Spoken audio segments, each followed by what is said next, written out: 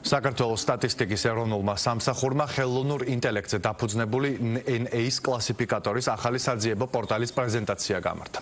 ღონისძიების ფარგლებში ასევე გაფორმდა ურთიერთთანამშრომლობის მემორანდუმი საქსტატსა და საქართველოს ეკონომიკის განვითარების კორპორაციას შორის. შეთანხმების ფარგლებში მხარეები ითანამშრომლებენ ერთობლივი პროექტების განხორციელების, პროფესიული გამოცდილების გაზიარების, კონსულტაციების გაწევის, სტატისტიკური და სხვა სახის ინფორმაციის გაცვლის, ასევე ოფიციალური სტატისტიკის პოპულარიზაციის მიმართულებით.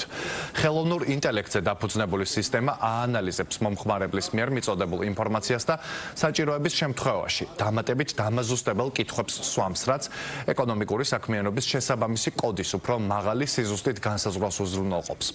ახალი პორტალი ხელმისაწვდომია ქართულ და ინგლისურ ენებზე და განკუთვნილია საწარმოების წარმომადგენლებისთვის, მეწარმეობის დაწყების მსურველებისთვის, საჯარო უწყებების თანამშრომლებისთვის, ფინანსური აღრიცხვის სპეციალისტებისა და ყველა იმ მომხმარებლისთვის, ვისაც საქმიანობის შესაბამისი კოდის განსაზღვრა სჭირდება.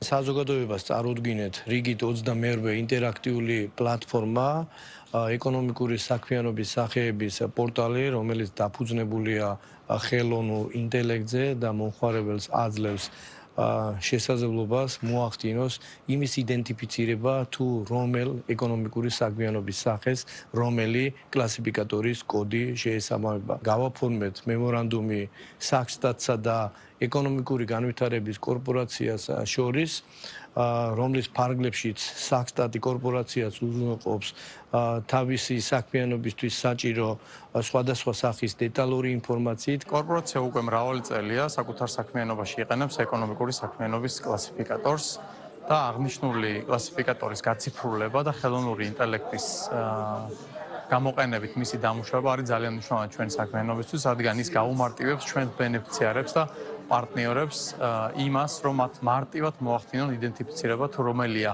მათი შესაბამისი ეკონომიკის კლასიფიკატორი და შემდეგ მათ ისარგებლონ ჩვენი პროგრამებით.